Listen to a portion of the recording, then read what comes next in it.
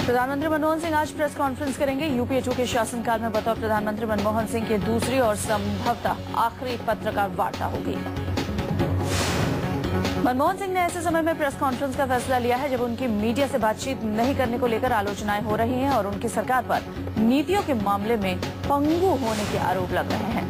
ये समय कांग्रेस के लिए भी बेहद मुश्किल भरा है। हाल ही में 4 राज्यों के विधानसभा चुनाव में करारी हार के बाद कांग्रेस को बड़ा झटका लगा है। प्रधानमंत्री अपनी प्रेस कॉन्फ्रेंस में ऐसे सभी मुद्दों पर सवालों के जवाब दे सकते हैं। मनमोहन सिंह भ्रष्टाचार और महंगाई के खिलाफ अपनी सरकार की ओर से उठाए गए कदमों का ब्यौरा मीडिया के सामने रख सकते हैं। प्रधानमंत्री राजनीति, अर्थव्यवस्था और विदेश मामलों जैसे 3 बड़े मामलों पर भी अपने विचार रख सकते हैं।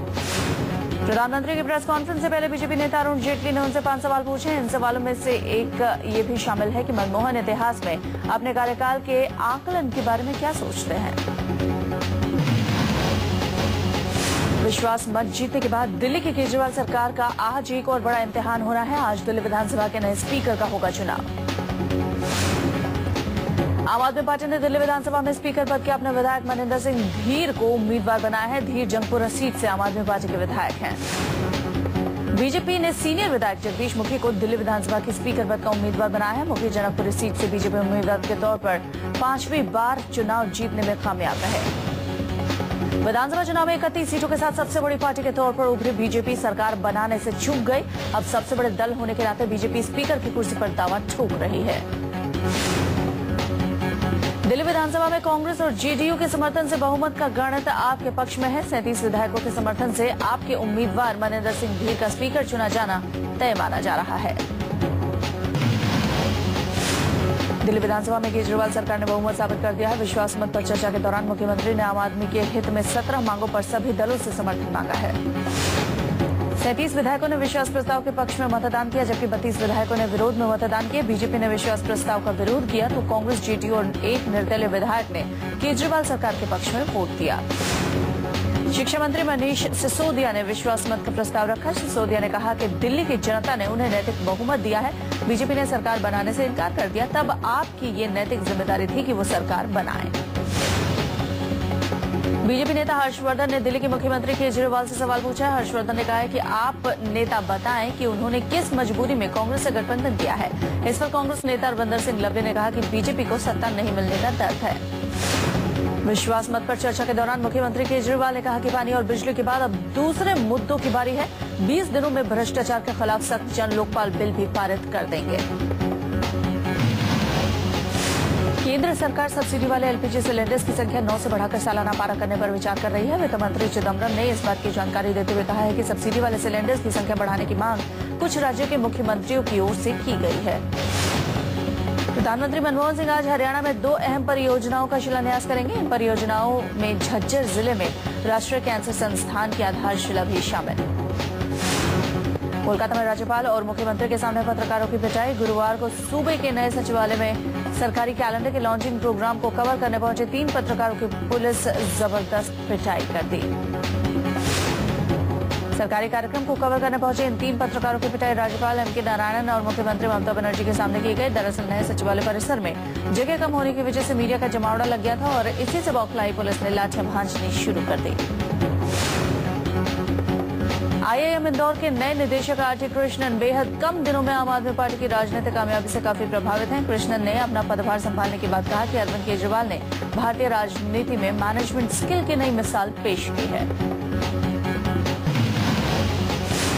राहुल गांधी के दखल के बाद महाराष्ट्र सरकार ने दी आदर्श घोटाले की रिपोर्ट को आंशिक मंजूरी। पूर्व सीएम अशोक चौहान पर गिर सकती है गाज, बाकी नेताओं पर कार्रवाई नहीं, नपेंगे अफसर। महाराष्ट्र कैबिनेट ने एक पखवाड़े पहले आदर्श घोटाले पर न्यायिक आयोग की जांच रिपोर्ट को खारिज कर दिया था, लेकिन अब आयोग की सिफारिशों को आंशिक तौर पर स्वीकार कर लिया गया है। आदर्श घोटाले की रिपोर्ट को आंशिक तौर पर स्वीकार करने के फैसले पर बीजेपी का बयान। कहा महाराष्ट्र सरकार का फैसला मुकम्मल नहीं, बीजेपी कोर्ट का दरवाजा खटखटाएगी।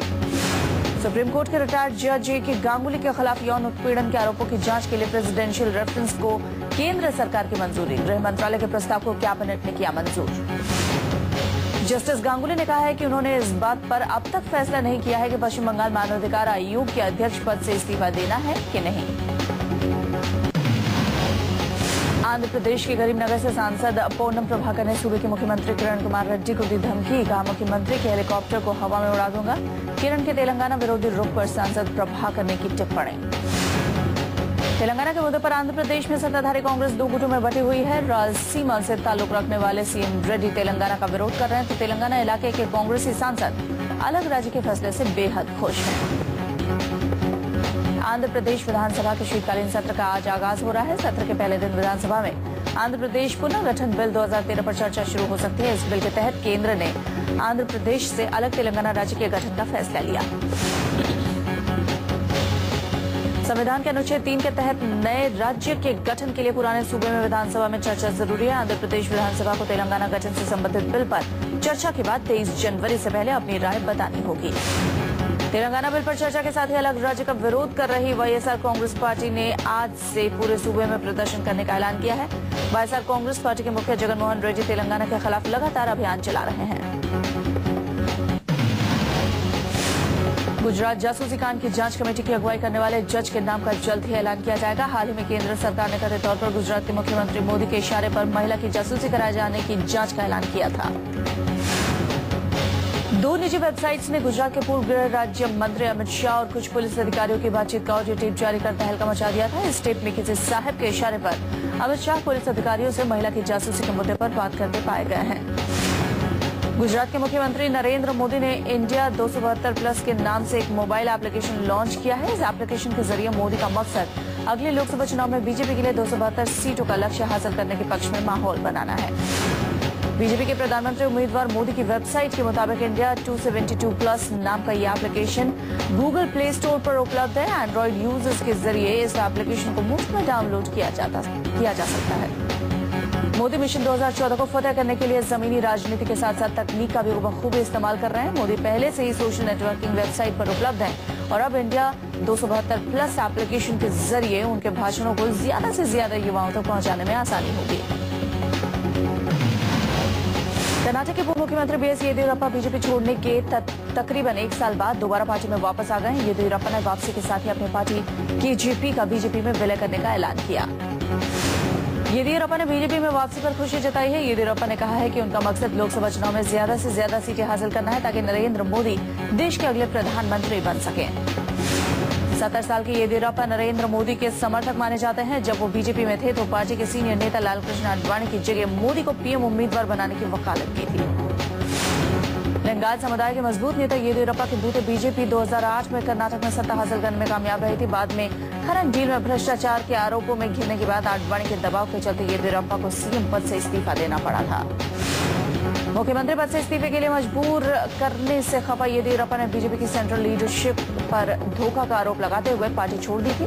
पिछले विधानसभा चुनाव में केजेपी के बैनर तले चुनाव लड़ने वाले येदियुरप्पा ने 10% वोट हासिल किए थे। दिल्ली पुलिस की एक महिला कांस्टेबल ने दिल्ली पुलिस के ही एक सब इंस्पेक्टर पर रेप का इल्जाम लगाया है। आरोपी सब इंस्पेक्टर का नाम रवि राठी है, जो कि पूर्वी दिल्ली के पांडवनगर थाने में तैनात है, लेकिन शिकायत के बाद रेप का आरोपी सब इंस्पेक्टर फरार बताया जा रहा है। मुंबई के मलाड इलाके में एक महिला के साथ बलात्कार का सनसनीखेज मामला सामने आया है। पीड़ित 40 साल की महिला का आरोप है कि पेशे से होटल व्यापारी और बिल्डर सुनील करवीर पिछले 1 साल से शादी का झांसा देकर उसके साथ लगातार रेप कर रहा है। गाजियाबाद में दिल्ली के मुख्यमंत्री केजरीवाल के घर के नजदीक एक बहुमंजिली इमारत से छलांग लगाकर एक 18 साल की लड़की ने खुदकुशी कर ली। मृतक लड़की का नाम अंजलि था, जो कौशाम्बी इलाके की उदयगिरी अपार्टमेंट में नौकरानी का काम करती थी। दिल्ली से सटे फरीदाबाद में हरियाणा पुलिस ने छापेमारी कर कई अवैध गर्भपात केंद्रों का खुलासा किया है। हरियाणा ड्रग कंट्रोल की इस छापेमारी में कई प्राइवेट अस्पतालों में अवैध कारगुजारियों का भी खुलासा हुआ है। मुजफ्फरनगर दंगा पीड़ितों के राहत शिविर में ठंड की वजह से एक और मासूम ने तोड़ा दम। लोकल अखबारों के मुताबिक शामली जिले के मन्ना मजरा गांव के एक राहत शिविर में 2 साल की एक बच्ची ने भारी ठंड के चलते दम तोड़ दिया। उत्तर प्रदेश के मुरादाबाद में अखिल भारतीय विद्यार्थी परिषद के एक छात्र नेता की कुछ अज्ञात हमलावरों ने गोली मारकर हत्या कर दी। घटना सिविल लाइन थाना इलाके की पौष कॉलोनी आशियाना की है। छात्र नेता की हत्या के विरोध में बीजेपी कार्यकर्ताओं ने जमकर हंगामा किया। कानपुर में अवैध खनन में संलिप्त माफिया के हौसले इस कदर बुलंद हो गए हैं कि मामले की कवरेज करने आए मीडिया वालों पर ही हमला बोल दिया। बाद में मीडिया ने खनन अधिकारी से हमले की शिकायत की तो अधिकारी ने ये कहते हुए पल्ला झाड़ लिया कि मुझे बचा के चलिए। समाजवादी पार्टी के मुखिया मुलायम सिंह के क्षेत्र मैनपुरी के एक गांव में बीते 1 साल में अवैध शराब के साथ लोगों की जिंदगियां ली है। अवैध शराब के बढ़ते धंधे के खिलाफ अब मृतकों की विधवा पत्नियों ने मोर्चा खोल दिया है। शराबबंदी की मांग को लेकर गुरुवार को मैनपुरी के डीएम और एसपी ऑफिस का घेराव किया गया।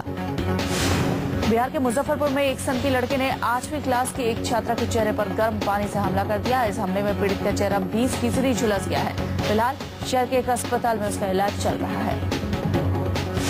बताया जा रहा है कि हमलावर लड़की से सिर्फ इसलिए नाराज था क्योंकि लड़की ने उसे फेसबुक से अनफ्रेंड कर दिया था। पीड़ित के मुताबिक हमलावर उसके घर अपने खोई आइडेंटिटी कार्ड ढूंढने के बहाने से आया था और पलक झपकते ही गर्म पानी फेंककर फरार हो गया।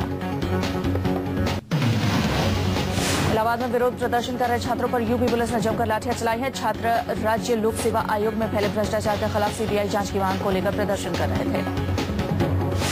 विरोध प्रदर्शन के दौरान उग्र छात्र बाजार बंद कराने की कोशिश करने लगे। इस दौरान छात्रों और पुलिस में झड़प हो गई। पुलिस ने प्रदर्शनकारी छात्रों पर काबू पाने के लिए हवाई फायर भी किया। उत्तर प्रदेश लोक सेवा आयोग में भर्ती में धांधली की सीबीआई जांच की मांग कर रहे हैं छात्र। प्रतियोगी छात्रों की मांग है कि यूपीएससी के अध्यक्ष और सचिव को तुरंत हटाया जाए। बीजेपी युवा मोर्चा के कार्यकर्ताओं ने लखनऊ में कांग्रेस दफ्तर के सामने हिमाचल प्रदेश के मुख्यमंत्री वीरभद्र सिंह का पुतला फूंकने की कोशिश की। कांग्रेस कार्यकर्ताओं ने बीजेपी के इस कदम का विरोध किया। भ्रष्टाचार के आरोप में वीरभद्र सिंह के इस्तीफे की मांग कर रहे बीजेपी कार्यकर्ताओं और कांग्रेस समर्थकों के बीच जबरदस्त धक्का मुक्की हुई। महाराष्ट्र के ठाणे में मालशेज घाट में एक बस 200 फीट गहरी खाई में जा गिरी। इस हादसे में 27 लोगों की मौत हो गई जबकि 11 यात्री गंभीर रूप से जख्मी हो गए। बिट्ठलवाड़ी से नगर जा रही बस में कुल 40 लोग सवार थे। बताया जाता है कि ओवरटेक करने के चक्कर में बस ट्रक से टकराकर खाई में जा गिरी। मुंबई से 142 किलोमीटर दूर हुए इस बस हादसे में फंसे यात्रियों को बचाने के लिए घंटों बाद रेस्क्यू ऑपरेशन शुरू हुआ। स्थानीय लोगों ने हिम्मत दिखाते हुए कई यात्रियों की जान बचाई। हादसे के शिकार बस के ड्राइवर को हिरासत में ले लिया गया है जबकि घायलों को नजदीकी अस्पताल में भर्ती कराया गया है। हादसे के बाद महाराष्ट्र नगर निगम की बस के परखच्चे उड़ गए। कई जख्मी यात्रियों की गंभीर हालत को देखते हुए मौत की तादाद बढ़ने की आशंका जताई जा रही है। बिहार के वैशाली जिले के जोरावनपुर थाने में तैनात दारोगा अनिल कुमार की गोली मारकर हत्या कर दी गई है। हत्या का आरोप इलाके के दबंग मुखिया श्रीकांत राय पर लगा है जो कि घटना के बाद से फरार है। यह घटना 1 जनवरी की है जब नए साल के जश्न के दौरान 2 लोगों में कहासुनी हो गई थी। इसके बाद आरोपी दबंग मुखिया श्रीकांत राय ने पहले तो एक शख्स को गोली मारी, फिर भी बचाव करने आए दारोगा अनिल कुमार पर भी गोलियां दाग दी। दारोगा अनिल कुमार की सरेआम हत्या के बाद बीजेपी ने नीतीश सरकार पर हमला बोल दिया है। शहीद दारोगा को गार्ड ऑफ ऑनर के साथ अंतिम विदाई दी गई। मौके पर परिवार वालों का रो रो कर बुरा हाल और पूरा माहौल गमगीन था। आंध्र प्रदेश के वारंगल जिले में खौफ का पर्याय बन चुके एक सनकी किलर स्थानीय लोगों के हाथे चढ़ गया। लोगों ने इस साइको किलर को पकड़ने के बाद पहले तो उसकी जब्बर धुनाई की, फिर उसे पुलिस के हवाले कर दिया। इस साइको किलर आसपास के गांव में कुल्हाड़ी लेकर घूमता था और मौका मिलते ही लोगों को घायल कर गायब हो जाता था। इसके पकड़े जाने से लोगों ने राहत की सांस ली है। सोलापुर के गवर्नमेंट मेडिकल कॉलेज में एक रेजिडेंट डॉक्टर की पुलिस वालों ने पिटाई कर दी। उनकी हरकत सीसीटीवी में कैद हो गई। पीड़ित डॉक्टर पुलिस वालों पर कार्रवाई की मांग को लेकर धरने पर बैठे। राज्य के 4000 रेजिडेंट डॉक्टर भी बेमियादी हड़ताल पर। गर्भवती महिला के इलाज को लेकर डॉक्टर और महिला के परिजनों के बीच झगड़ा। डॉक्टर ने कहा, मैं सर्जरी का डॉक्टर हूं, डिलीवरी कैसे करा सकता हूं। कानपुर के बेकनगंज इलाके में शॉर्ट सर्किट की वजह से घर में लगी आग लगने से घर में रखे 4 सिलेंडर में एक के बाद एक ब्लास्ट। लगातार 4 सिलेंडरों में धमाके से इलाके में हड़कंप। मौके पर दमकल की 6 गाड़ियों के पहुंचने के बाद आग पर पाया गया काबू।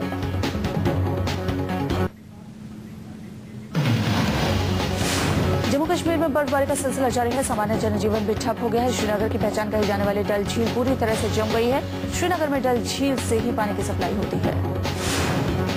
बर्फबारी की वजह से घाटी का देश के बाकी हिस्सों से सड़क और हवाई संपर्क पूरी तरह टूट गया है। इसी बीच श्रीनगर जम्मू हाईवे को आज 3 दिन बाद खोले जाने के आसार है। हालांकि ये रास्ता वन वे होगा। हिमाचल प्रदेश के कई इलाकों में पारा 0 डिग्री से नीचे पहुंच गया। मौसम विभाग के अलर्ट के मुताबिक वेस्टर्न डिस्टर्बेंस की वजह से हिमाचल के ऊपरी हिस्सों में जोरदार ठंड पड़ने की आशंका है। राजस्थान का इकलौता हिल स्टेशन माउंट आबू भी कड़ाके की ठंड से ठिठुर रहा है। बर्फीली हवाओं और बर्फबारी की वजह से यहाँ पारा 0 डिग्री तक पहुंच गया है। माउंट आबू के लोगों के लिए जहां सर्द मौसम के ये तेवर किसी आवश्यक से कम नहीं है, वहीं हिल स्टेशन पहुंचे सैलानियों के लिए बर्फबारी और ठंड का ये नजारा किसी रोमांच से कम नहीं है। सहारा समूह के प्रमुख सुब्रत राय सहारा ने विदेश जाने के लिए दिल्ली कोर्ट में अर्जी दाखिल की है। कोर्ट 9 जनवरी को अर्जी पर सुनवाई करेगा। कोर्ट ने निवेशकों को 20,000 करोड़ रुपया न लौटाने पर सुब्रत राय के विदेश जाने पर रोक लगा रखी है। सुब्रत राय ने कारोबार के सिलसिले में विदेश जाने के लिए इजाजत मांगी है। यामाहा मोटर इंडिया की दिसंबर में दोपहिया बिक्री 36.88% के इजाफे के साथ 64,997 पर पहुंची। कंपनी ने पिछले साल समान अवधि में 47,483 गाड़ियां बेची थी।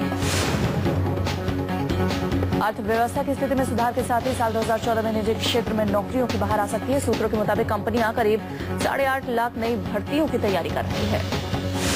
पर्सनल कंप्यूटर की बिक्री में आ रही गिरावट के चलते अमेरिकी कंपनी HP इस साल 34,000 नौकरियों की कटौती कर सकती है। पिछले साल कंपनी ने 29,000 नौकरियों की कटौती की योजना बनाई थी। नए साल में शेयर बाजार में गिरावट का सिलसिला जारी है। सेंसेक्स 252 अंकों की गिरावट के साथ 21,000 अंक और निफ्टी 80 अंक गिरकर 6,221 पर बंद हुआ।